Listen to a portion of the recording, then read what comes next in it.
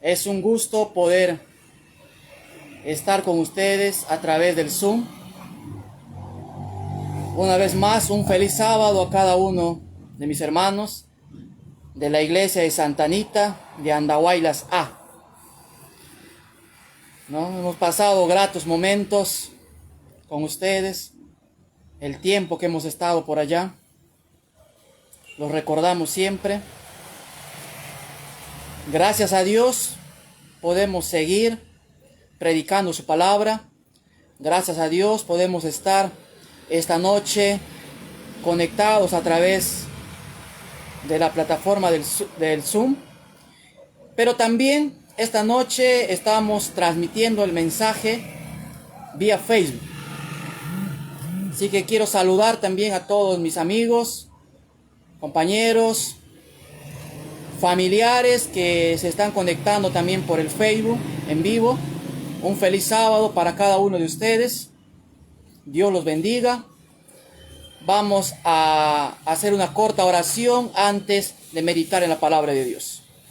Oramos.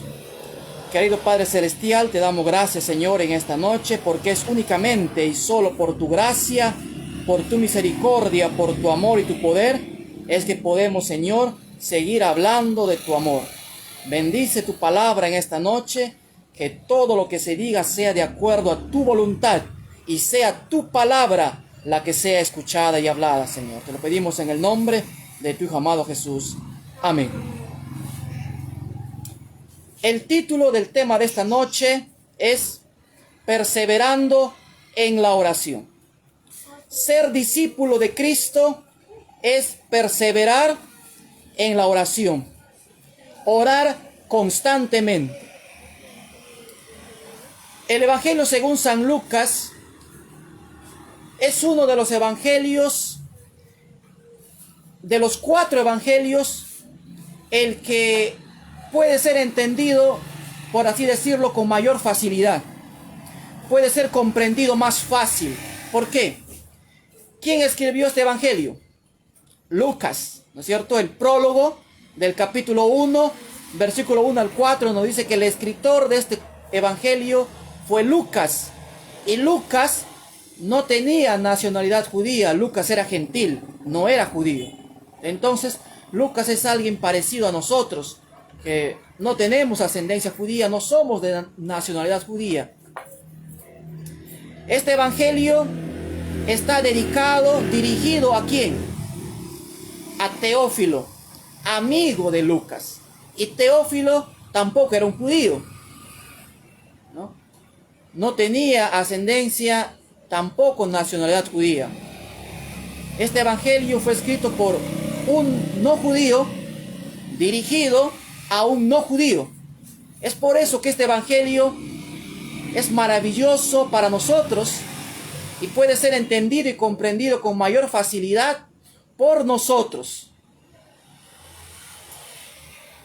A partir del versículo 5 del capítulo 1 de este evangelio hasta el último versículo del capítulo 2 es la primera historia de este evangelio. Y esta primera narración de este evangelio está centrado en el templo. Lucas nos va a presentar en las primeras historias de su evangelio a la comunidad de creyentes, al pueblo de Dios de ese entonces, orando, perseverando en la oración, acercándose al templo y orando en el templo. Vamos a ver un ejemplo de esto, capítulo 1 del Evangelio según San Lucas. Capítulo 1, el verso 9, dice la palabra de Dios. Conforme a la costumbre del sacerdocio, le tocó en suerte ofrecer el incienso, entrando en el santuario del Señor. Verso 10. Y toda la multitud del pueblo estaba fuera orando a la hora del incienso. ¿Qué estaba haciendo el pueblo, dice, en ese momento? Mientras Zacarías estaba ministrando en el templo, el pueblo, ¿qué estaba haciendo? Orando. Nosotros sabemos, hermanos, amigos, de que Dios Nuestro Dios no es un Dios de casualidades. Nuestro Dios es un Dios de planificación, es un Dios de orden. Y si algo está en su palabra, es por algo, ¿no? Valga la redundancia. Tiene un sentido, tiene un propósito, un porqué. Si las primeras narraciones de este evangelio, las primeras historias introductorias de este evangelio, nos presentan a la comunidad, al pueblo, orando en el templo, fuera del templo. Esto quiere decir que nosotros, en la actualidad, si nos llamamos cristianos, si decimos ser discípulos de Cristo, ¿qué tenemos que hacer? Orar. Dentro del templo y fuera del templo. Y no cuando hablo de templo, no estoy hablando de la iglesia. Estoy hablando del templo. En el tiempo de Lucas, el templo se encontraba situado ¿dónde? En Jerusalén. Allí se manifestaba la presencia de Dios. Y nosotros sabemos por el Nuevo Testamento, sobre todo por el libro a los Hebreos, sabemos de que en la actualidad nosotros tenemos un templo. ¿Dónde se encuentra ese templo? En el cielo. Cuando Dios le pidió en Éxodo 25, 8 y 9 a Moisés que construyera un tabernáculo, le dijo que construyera ese tabernáculo de acuerdo al modelo que existía en el cielo. Entonces en el cielo hay un santuario, hay un templo, el verdadero templo. Si Lucas presenta de que en su tiempo el pueblo de Dios, los discípulos oraban dentro del templo y fuera del templo, quiere decir que nosotros en la actualidad tenemos también esa misma misión de orar, de perseverar en la oración dentro del templo y fuera de él. Pero ¿cómo podemos acceder nosotros al templo celestial, al que se encuentra en el cielo? Filipenses 3:20 nos dice que nosotros somos ya ciudadanos del cielo. Somos partícipes, copartícipes, ciudadanos de la patria celestial. Y Hebreos nos dice que nosotros a través de la oración podemos ingresar por el camino nuevo y vivo que Jesús ha abierto a través de su sangre, a través del velo, al lugar mismo, al lugar más santo de su presencia, el lugar santísimo que se encuentra en el lugar, en el cielo, en el lugar santísimo.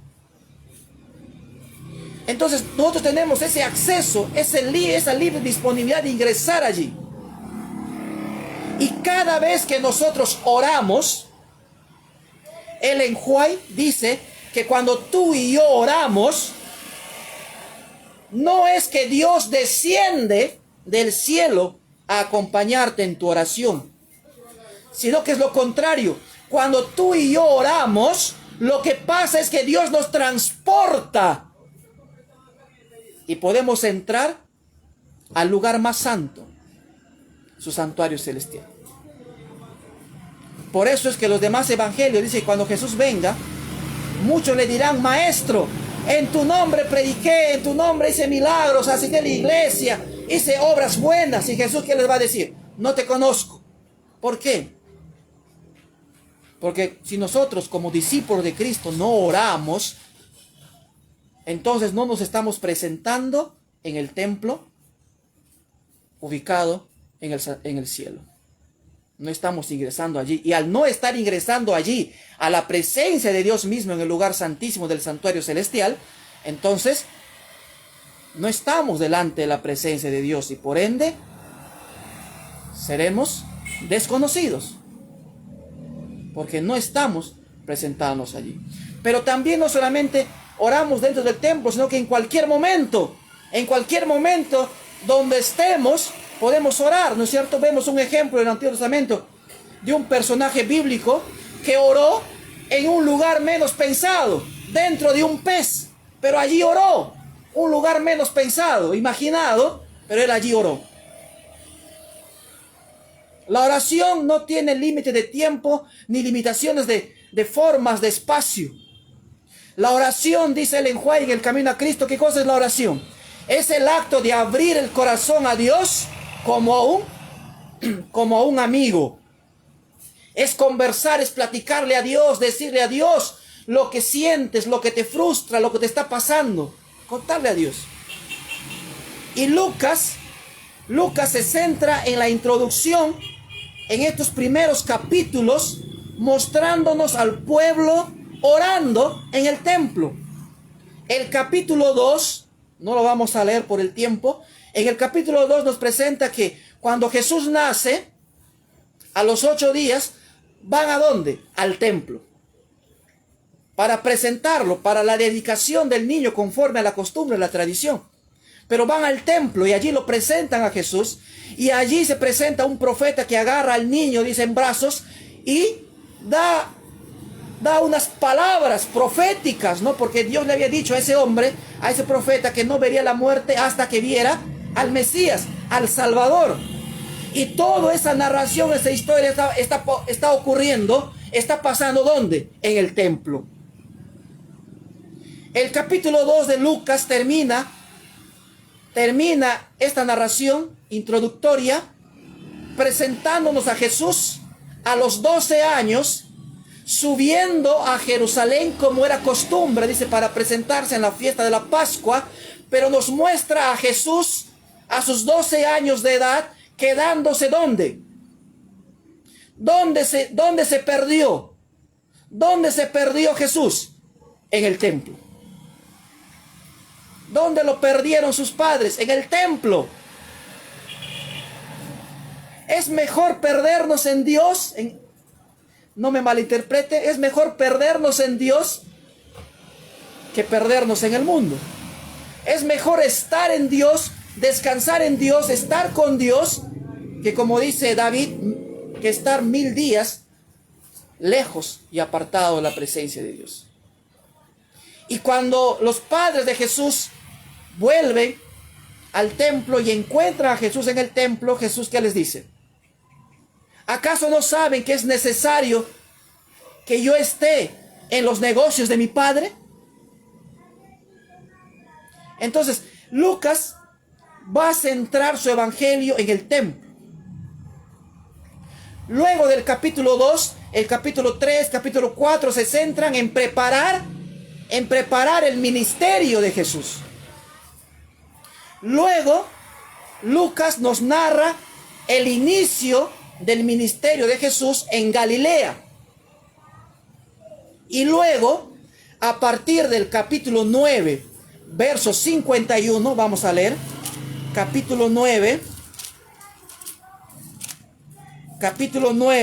versículo 51, dice la palabra de Dios: cuando se cumplió el tiempo en el que había de ser recibido arriba, o sea, cuando se cumplió el tiempo en el que Jesús tenía que prepararse para ascender a los cielos, ¿qué dice? Afirmó su rostro para ir ¿a dónde? A Jerusalén. A partir del versículo 51 del capítulo 9, Jesús comienza su viaje, su ministerio, subiendo hacia Jerusalén. Y más adelante vemos la entrada triunfal de Jesús a Jerusalén, y luego se centra en la purificación, en la limpieza del templo que Jesús hace, ¿no? Al botar a los vendedores que estaban allí tergiversando para lo que Dios había designado el templo, profanando el templo. Entonces Lucas centra su mensaje en el templo, en la oración, en el discipulado, en el seguir a Cristo, pero siguiendo a Cristo en ese camino que va desde Galilea hasta llegar a Jerusalén, y centrarse en sus últimos capítulos en la pasión, muerte y resurrección de Jesús y la promesa de su pronto regreso, pero todo eso enmarcado dentro del templo. Porque el templo para el judío era el símbolo y la representación de la adoración y la presencia de Dios. Porque allí se manifestaba Dios a través de la Shekinah. La presencia de Dios estaba allí. Y hoy en día nosotros podemos tener y sentir la presencia de Dios a través de la oración, a través del estudio de su palabra, que pueden producir en nosotros la misma calidad de fe que tuvieron los discípulos, que tuvieron los seguidores de Cristo. porque nosotros también podemos ser discípulos de Cristo Jesús. Vamos a ver algunos versículos para ir analizando esta idea. Entonces, hemos dicho, recapitulando, que el capítulo 1 y 2 del Evangelio según San Lucas son historias que nos narran la introducción a lo que va a venir después en el libro. Y esta historia introductoria se centra en el templo y en la oración, dentro y fuera del templo. El capítulo 24, verso 53, miren cómo termina Lucas. Capítulo 24, el versículo 53. Dice así la palabra de Dios. El último versículo. Y estaban siempre en el templo, alabando y bendiciendo a Dios. ¿Cómo se encontraba el pueblo al final en la narración de este evangelio? Lucas entonces comienza narrando a la comunidad de creyentes, a los discípulos, a los seguidores de Cristo, orando dentro y fuera del templo. Y al final, Lucas dice que el pueblo y los discípulos de Cristo estaban ¿dónde? Estaban siempre en el templo, alabando y bendiciendo a Dios. Y mientras esto ocurría, vamos a ver algunos versículos que nos narran a Jesús orando. Miren, Jesús es nuestro ejemplo, ¿no? Jesús dijo cierta vez: ejemplo os he dado, para que como yo hice, ustedes también así lo hagan. Él es nuestro ejemplo. Si nosotros nos llamamos discípulos de Cristo, porque somos seguidores de Él, tenemos que hacer las cosas que Él hizo. Tenemos que vivir como Él vivió. Tenemos que predicar lo que Él predicó. Y si Jesús oró, si Jesús tuvo un ministerio basado en la oración, entonces nuestro ministerio, nuestra vida, tiene que estar basada y centrada ¿en qué? En la oración. ¿La oración tiene poder? Obviamente, la oración tiene poder, mucho poder. Lo puedo decir yo por mi experiencia personal, que estuve 40 días en coma, 3 meses hospitalizado. En ese tiempo, los médicos en varias ocasiones dijeron que yo ya no tenía solución, que lo único que me esperaba era morir, que no podían hacer nada más por mí. Prácticamente estaba como desahuciado. No había maneras, formas, con toda la capacidad que los médicos tenían de hacer algo por mí. Una noche, cuando estaba en coma en UCI, la encargada de dar los informes salió una tarde y le dijo a mi familia que yo ya no pasaba de esa noche, que se despidieran de mí y que se prepararan porque yo iba a morir esa noche. Mi familia no se resignó, oraron, clamaron a Dios, estuvieron toda la noche orando en expectativa, esperando. La noche pasó, amaneció y yo seguía respirando. Esa misma persona que había dado el informe en UCI, al día siguiente, al verme todavía con vida, le dijo a mi esposa: no me digas nada, ya sé que los milagros existen. Querido amigo, querido hermano, los milagros existen. Pero nuestra vida, nuestro ministerio, al igual que el de Cristo, tiene que estar centrado y basado en una vida de oración. La oración tiene que formar parte de nuestro estilo de vida. Tiene que ser como respirar, tan natural como un pez en el agua, tan natural como un ave volando en los cielos.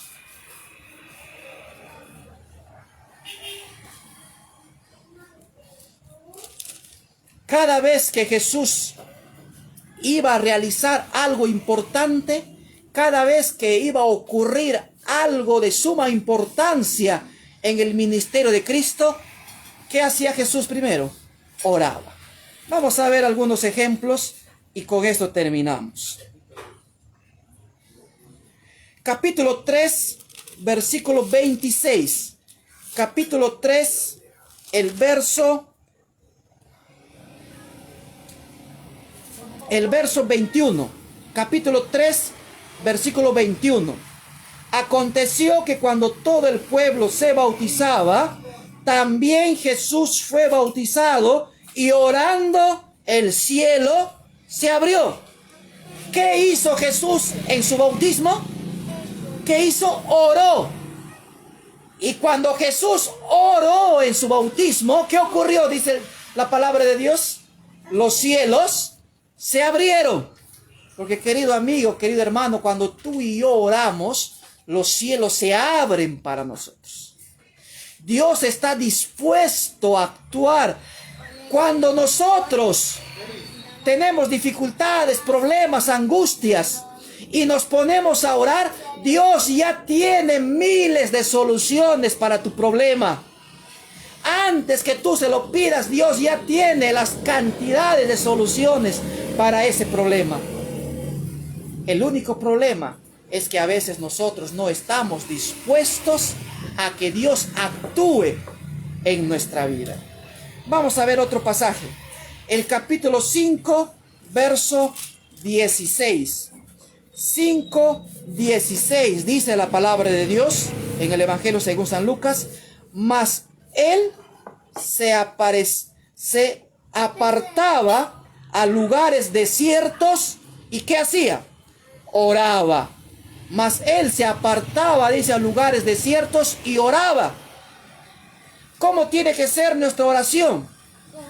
Hay oraciones públicas, pero la oración más reconfortante, la oración que nos va a llenar de poder para que las oraciones en público tengan poder, son las oraciones privadas que tú y yo tenemos que hacer, que nadie más puede hacerla por nosotros.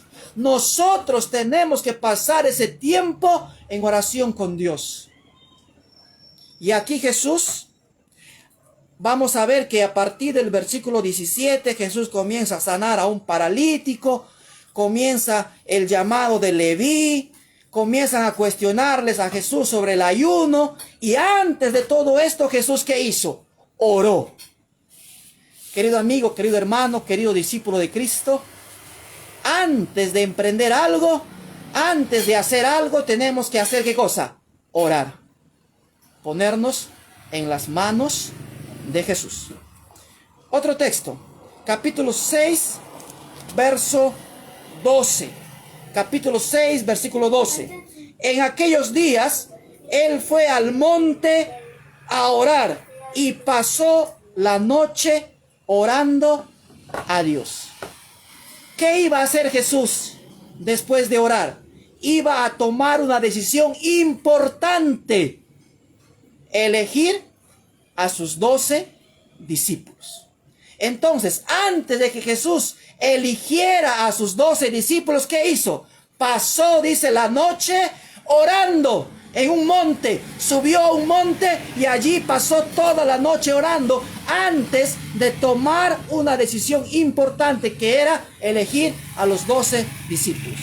Entonces, querido amigo, querido hermano, antes de que tú comiences una empresa, antes de que tú comiences a gestionar una idea, antes de que la iglesia comience a planificar una campaña de evangelismo, antes de que la iglesia comience a planificar una construcción, antes de que la iglesia planifique algo, tiene que comenzar, ¿qué cosa hacer primero? A orar.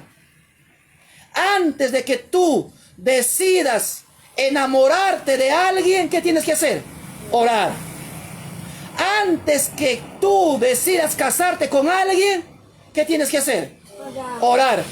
Porque si no, no te vas a casar, te vas a cansar si no oras primero.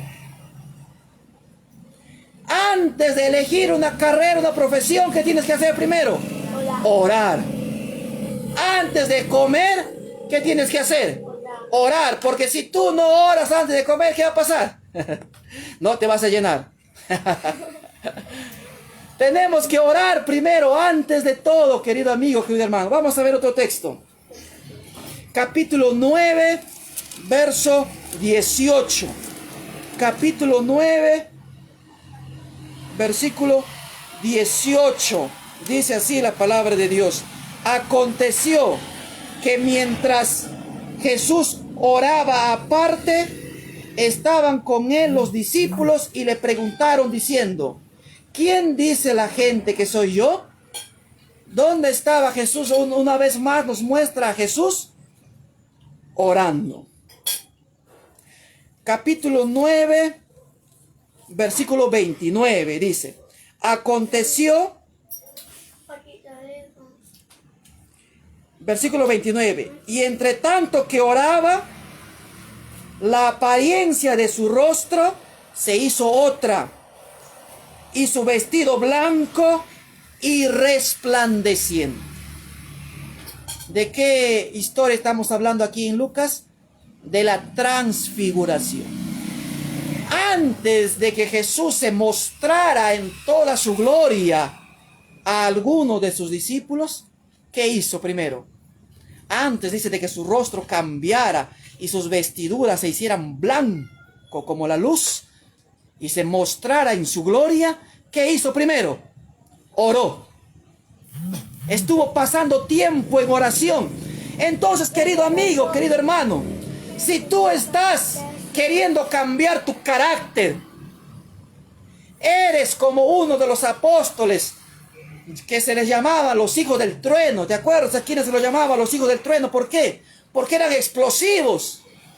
Diríamos en la actualidad, eran fosforitos. Rápido se enojaban. En cierta ocasión, cuando los samaritanos no quisieron escuchar a Jesús, ellos dijeron: Señor, pídenos para que nosotros oremos a nuestro Padre Celestial y para que Dios haga descender fuego sobre ellos y los consuma. Eran los discípulos, pero querían orar para que Dios consumiera a los samaritanos con fuego. Pero después, uno de ellos, llamado hijos del trueno, después, cuando Jesús transformó y cambió su vida a través del estudio de su palabra y la oración, ¿cómo se le conoce a este discípulo? Se lo conoce como el discípulo del amor, el discípulo amado.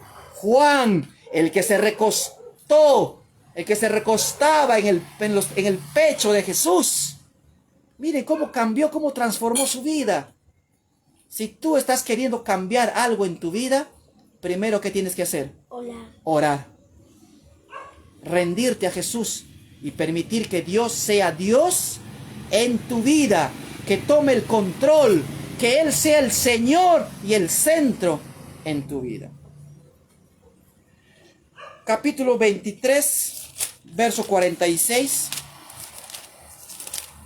Capítulo 23, verso 46.